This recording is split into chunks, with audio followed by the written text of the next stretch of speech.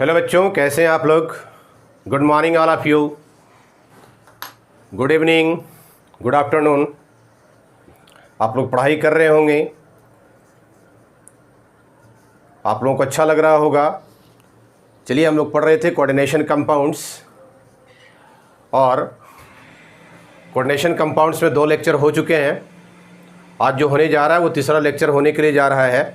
Okay, let's start with me, myself MD Ibrahim, और आपका खूबसूरत सा channel modern concept classes Ibrahim sir. Let's start with me.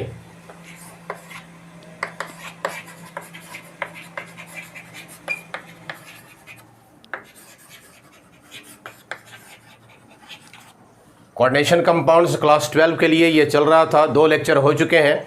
आज हम लोग जो बात कर रहे हैं वो तीसरे लेक्चर की बात कर रहे हैं। हम लोग तीसरे लेक्चर में आज हम लोग जो पढ़ने का जो काम करेंगे वो है CFT। This is called crystal field theory.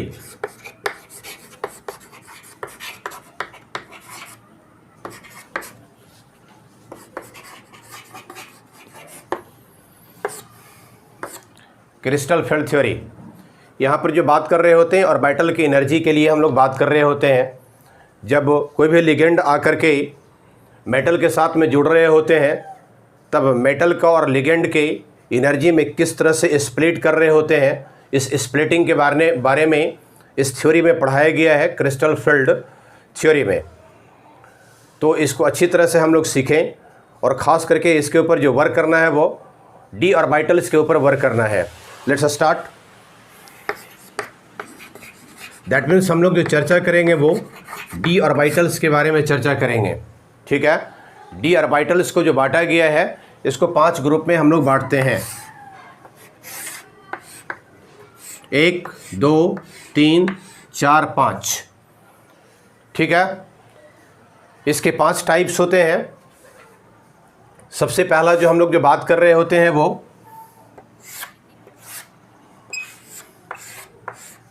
Midway the axis बात कर रहे होते हैं। This is Midway the axis.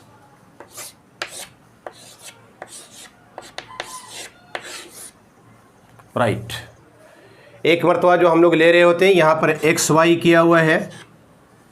ठीक है, उसके बाद जो बात कर रहे होते हैं YZ की बात कर रहे होते हैं, फिर बात कर रहे होते हैं XZ की बात कर रहे होते हैं। ठीक है, तो इसको बोलते हैं DXY, and this is called DYZ, and this is called XZ।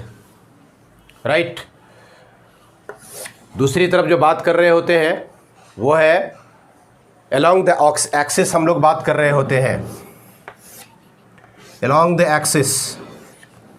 Axis. ठीक है, यहाँ पर Z और Z को एक ही एक्सिस पर शो करने का काम करते हैं। That is this is called DZ²। ठीक है, उसी तरह से मिडवे द एक्सिस जब हम लोग बात कर रहे होते हैं तो मिडवे द एक्सिस में x और y लेते हैं, तब इसके वाले के लिए हम लोग पढ़ रहे होते हैं DX² माइनस Y²। ठीक है, और ये जो जाने जाते हैं, ये पूरे के पूरे 3 ग्रुप जो जाने जाते हैं T2G के नाम से जाने जाते हैं, और ये दोनों जो जाने जाते हैं ये दोनों को दोनों कह रहे होते हैं EG। इसको बोलते हैं EG। तो 2 कैटेगरी में बांट दिया गया। ये 3 एक तरह से दिख रहे होते हैं, और 2 जो दिख रहे होते हैं ये एक तरह से ये दिख रहे होते हैं। यहाँ पर जो लिया गया, तीनों के तीनों जो लिया गया है अलॉन्ग द, इसको जो लिया गया है मिडवे द एक्सिस लिया गया है, एक्सिस के बीच में लेने का काम किया गया है, और इसको जो लेते हैं अलॉन्ग द एक्सिस लेने का काम करते हैं। तो ये 5 टाइप्स हो गया डी ऑर्बिटल्स के लिए। ओके, नोट कर लें।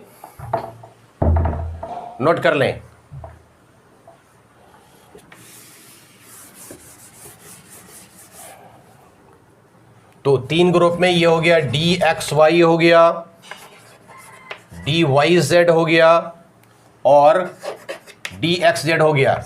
इस 3 को एक ग्रुप में रखने का काम करते हैं।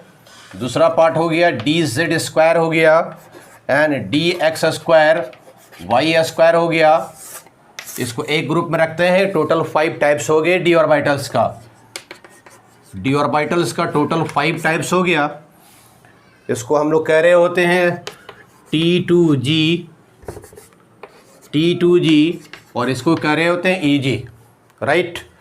चलिए ये पार्ट आप लोगों का हो गया होगा, मिटा देते हैं।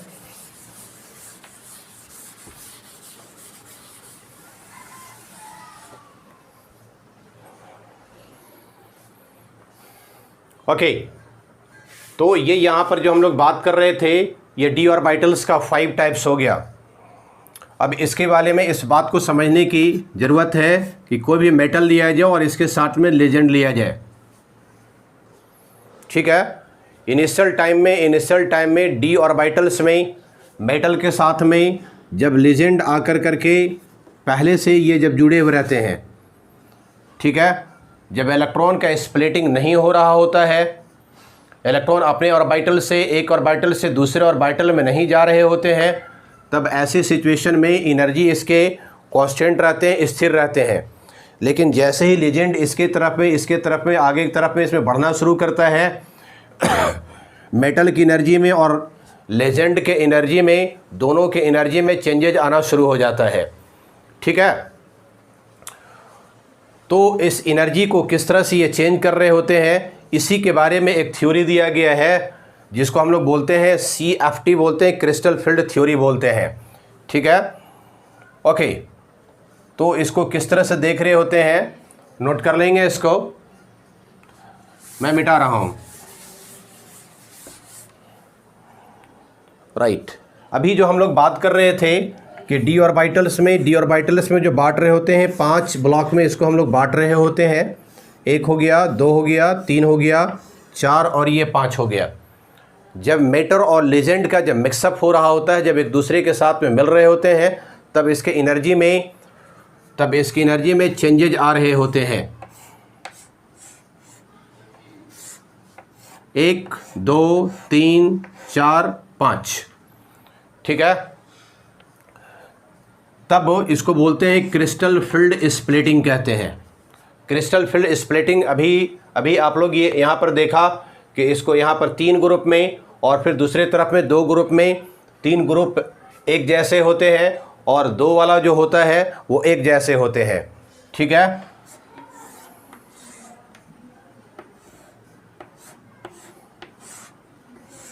ये 2 एक तरह से दिखते हैं और 3 जो दिख रहे होते हैं ये एक तरह से दिख रहे होते हैं, राइट, ठीक है। यहाँ पर 3 जो हम लोग बात करेंगे T2G के लिए बात करेंगे, यहाँ पर जो हम लोग बात करेंगे EG के लिए बात करेंगे, ठीक है। इस दोनों के बीच में एनर्जी का चेंजेज होता है, दोनों अलग अलग पार्ट्स में ये टूट जाते हैं और टूटने के कारण दोनों के एनर्जी में कुछ न कुछ डिफरेंसेस होता है और ये डिफरेंसेस लगभग हाफ के बराबर होते हैं। आगे अभी हम लोग देख रहे हैं। इस डिफरेंसेस को कहते हैं CFSE, crystal field splitting energy, right. एक वाले के लिए, इस पूरे वाले के लिए जो हम लोग दिखला रहे होते हैं क्रिस्टल फील्ड स्प्लिटिंग एनर्जी को दिखला रहे होते हैं, डेल्टा O से शो करने का भी काम कर रहे होते हैं, ठीक है। दैट मीन्स इसके वाले के लिए डिफरेंसेस को दिखलाने के लिए डेल्टा O से दिखला रहे होते हैं। अब अगर अलोंग द वे अगर एनर्जी और इलेक्ट्रॉन अगर चेंजेज कर रहे हैं और स्प्लिट कर रहे हैं तो वहाँ पर क्या एनर्जी बढ़ेगा।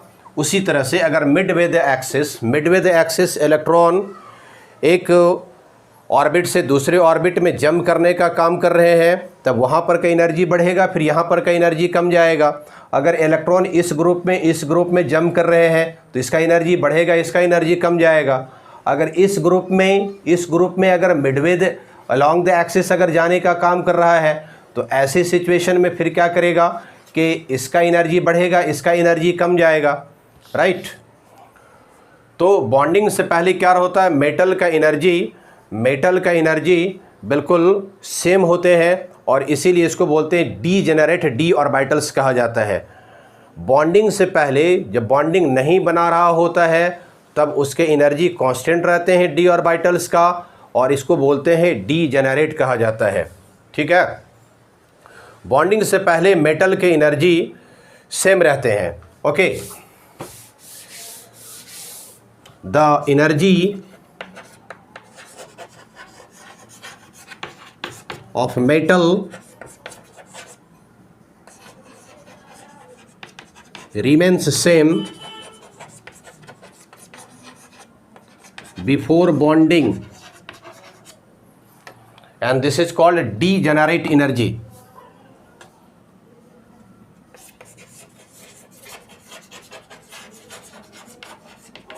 इसको डीजेनरेट के नाम से जाना जाता है। राइट, तो अभी हम लोगों ने दो ग्रुप में बांट करके पढ़ लिया। एक बात जो हम लोग पढ़ने का जो काम किया यहाँ पर, हम लोग दो ग्रुप्स में बांट करके काम किया यहाँ पर T2G में और EG में। ठीक है,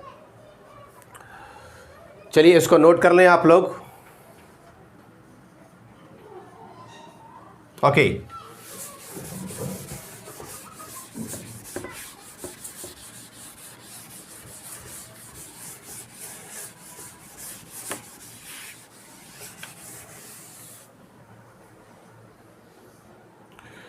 कौन कौन से ऐसे फैक्टर्स हैं जो CFSE को प्रभावित करने का काम करते हैं, इसको अफेक्ट करने का काम करते हैं। The factors affecting CFSE, the factors affecting CFSE।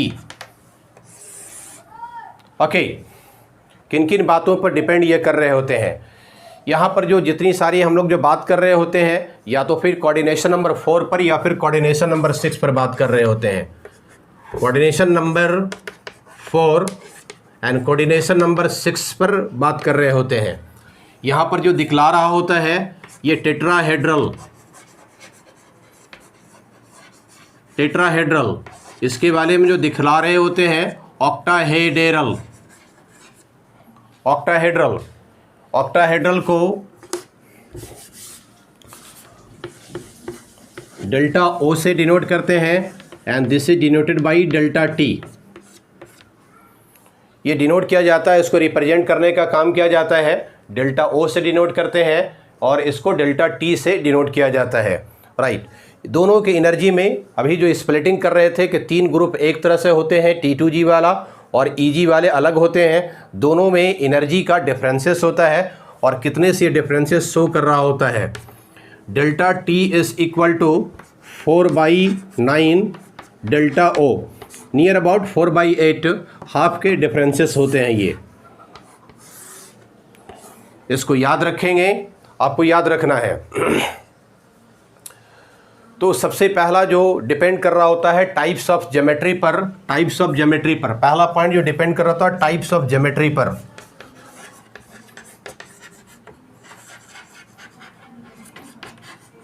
Types of geometry पर ये डिपेंड कर रहे होते हैं।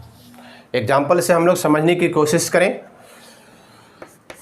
जैसे दिया गया है NiCO होल 4, और दूसरा अगर आपको दे दिया जाए NiCO होल 6।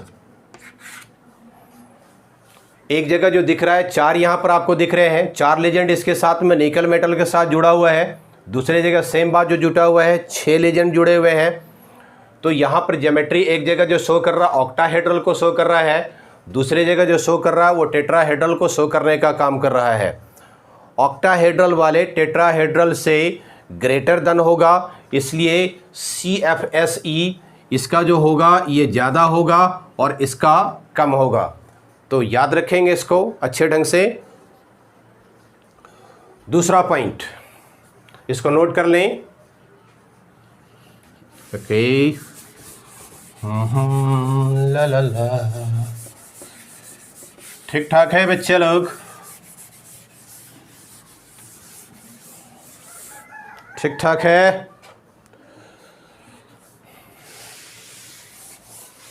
दूसरा जो डिपेंड कर रहा होता है वो चार्ज के ऊपर डिपेंड कर रहे होते हैं, चार्ज के ऊपर डिपेंड कर रहे होते हैं। ठीक है, सेंट्रल मेटल एटम जो होते हैं वो डायरेक्टली प्रोपोर्शनल होते हैं CFSE का,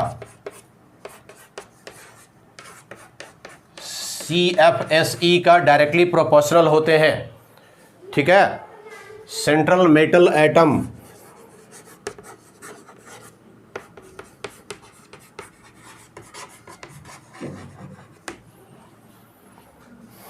आप इसे एग्जाम्पल से समझने की कोशिश करें।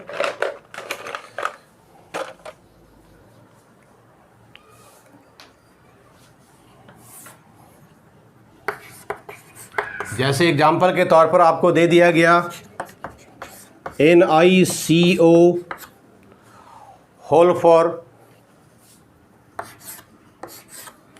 दूसरा दिया गया NiCO होल 4 और चार्जेस दे दिया गया S+2 यहाँ पर दे दिया गया। राइट, दोनों बात तो सेम है। यहाँ पर जो ऑक्सीडेशन नंबर निकालेंगे, ऑक्सीडेशन नंबर यहाँ पर 0, यहाँ पर ऑक्सीडेशन नंबर कितना आएगा, +2 आ जाएगा। ठीक है, इसके ऊपर 2 चार्जेस दिए हुए हैं। बात ये कर रहे हैं कि सेंट्रल मेटल एटम का CFSE डायरेक्टली प्रोपोर्शनल होते हैं, crystal field splitting energy directly proportional होते हैं। तो इसके ऊपर 2 चार्जेस दिए हुए हैं, दैट मीन्स इसका क्या करेगा, ज़्यादा होगा। ठीक है, इस तरह से कोई भी आएगा और आपको CFSE निकालने के लिए कह रहा है, आप चार्जेज के ऊपर गौर करेंगे। इससे पहले जो बताए वो ज्योमेट्री के ऊपर देखने की ज़रूरत है।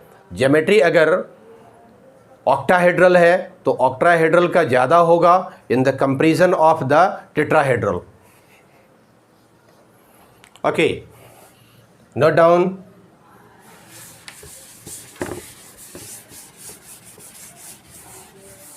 आगे चलें बच्चे लोग।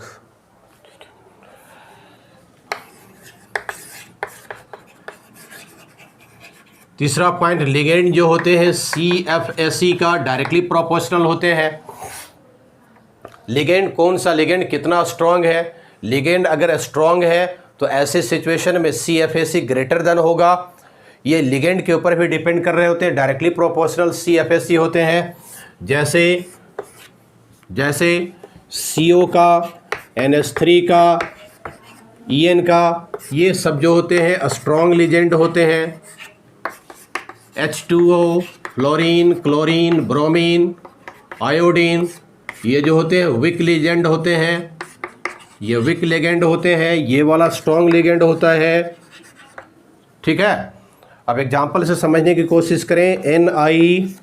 एग्जांपल दिया H2O होल 6, दूसरी जगह NiCO होल 6 और इसको कोऑर्डिनेशन कंपाउंड बना देने का काम किया। राइट, अब यहाँ पर ये देखने की ज़रूरत है, दोनों जगह तो मेटल है, लिगेंड यहाँ पर तो 6 है, दोनों का ज्योमेट्री तो सेम हो जाएगा। और ज्योमेट्री जब सेम हो जाएंगे, चार्जेज नहीं है, तो अब देखना है कि कौन स्ट्रॉन्ग लिगेंड है। तो CO जो होते हैं कार्बोनाइल ग्रुप होते हैं, ये स्ट्रॉन्ग लिगेंड होते हैं। तो स्ट्रॉन्ग लिगेंड होता है तो CFS इसका ज़्यादा होगा, इसका कम होगा। ठीक है, तो इस तरह से याद रखेंगे इसको, यहाँ से क्वेश्चन पूछे जाते हैं, नोट कर लें। राइट, नेक्स्ट पॉइंट, और इसमें एक चीज़ सीख लें जहाँ से क्वेश्चन पूछे जाते हैं, कॉन्फ़िगरेशन।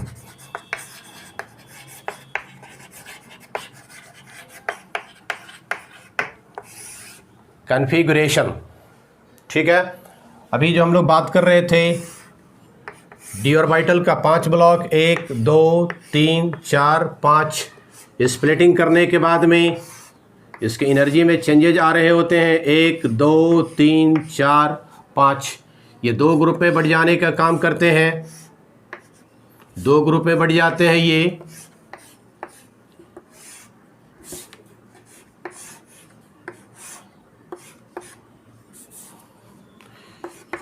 T2G में और EG ग्रुप में बढ़ जाते हैं ये। ठीक है, अब मान लिया कि डी के ऊपर सिर्फ जो है सो 1 इलेक्ट्रॉन ही शो कर रहा है, तो ऐसी सिचुएशन में T2G1 लिखेंगे। और EG के ऊपर कितना हो जाएगा, Eg के ऊपर कितना हो जाएगा 0, एक इलेक्ट्रॉन आया, राइट, एक इलेक्ट्रॉन आया, एक इलेक्ट्रॉन 2Tg के ऊपर दे दिया। मान लीजिए कि इसके ऊपर 2 दिया हुआ है तो क्या लिखेंगे T2G 2 लिखेंगे, Eg के ऊपर कितना लिखेंगे 0 लिखेंगे। आगे कर गया ये 2 हो गया ये। नेक्स्ट अगर बात किया 3 की बात कर रहे हैं, ये 3 हो गया, ये 3 हो गया और ये 3 हो गया, तो लिखेंगे T2G3 और Eg 0। ठीक है, आप लोग ट्राई करेंगे, होमवर्क में आप लोग ट्राई करेंगे, D5 का लिखें, आप लोग D6 का लिखें, D7 का लिखें। ठीक है, तो क्रिस्टल फिल्म स्प्लिटिंग थ्योरी में CFT में हम लोग जो बात कर रहे होते हैं किस तरह से इलेक्ट्रॉन मेटल के साथ में, मेटल और लिगेंड के साथ में जब एक दूसरे के साथ में जुड़ रहे होते हैं, जुड़ने से पहले क्या होता है, किसी भी बॉन्डिंग से पहले मेटल का एनर्जी सेम होता है, बॉन्डिंग से पहले मेटल का एनर्जी सेम होता है, ऐसे वाले को डीजेनरेट कहते हैं। लेकिन जैसे ही लिगेंड मेटल के तरफ में बढ़ने लगते हैं तब एनर्जी फिर क्या इसका करने लगता है, धीरे धीरे कर करके डिक्रीज़ करने लगते हैं, रिपल्सन करने लगते हैं और ये एनर्जी 2 पार्ट में टूट जाते हैं। खास करके यहाँ पर जो हम लोग बात कर रहे होते हैं डी ऑर्बिटल्स की बात कर रहे होते हैं। डी ऑर्बिटल्स को 5 पार्ट्स में तोड़ने का काम करते हैं, जिसमें 3 एक तरह से होते हैं, 2 एक तरह से होते हैं। 3 जो रहते हैं उसको एक तरह से रहते हैं, उसको T2G कहते हैं, दूसरा वाला जो होता है उसको Eg कहते हैं। ये 2 पार्ट्स में टूट जाते हैं, दोनों का एनर्जी में डिफरेंसेस लगभग हाफ होता है, लिखा चुके हैं आप लोगों को। और यहाँ पर इसको कहते हैं CFSE, crystal film splitting energy का डिफरेंसेस दिखलाने का काम करता है। ओके, इसमें 2 कोऑर्डिनेशन लेते हैं, कोऑर्डिनेशन नंबर 4 और कोऑर्डिनेशन नंबर 6 लेने का काम करते हैं। कोऑर्डिनेशन नंबर 4 वाले में टेट्राहेड्रल शो करते हैं, कोऑर्डिनेशन नंबर 6 वाले में ऑक्टाहेड्रल ज्योमेट्री को शो करने का काम करता है, राइट। ऑक्टाहेड्रल वाले ग्रेटर देन होते हैं टेट्राहेड्रल वाले से, तो ज्योमेट्री के ऊपर ये डिपेंड कर रहे होते हैं, चार्ज के ऊपर ये डिपेंड कर रहे होते हैं, और तीसरी जो बात हम लोग पढ़े वो लिगेंड के ऊपर डिपेंड कर रहे होते हैं। और लास्ट में CFT में हम लोगों ने कन्फिग्रेशन देखने का काम किया, तो कन्फिग्रेशन लिखने के लिए सीख जाएंगे। ये था CFT का थ्योरी। चलिए आप लोग पढ़ाई करते रहिए। All the best, thank you.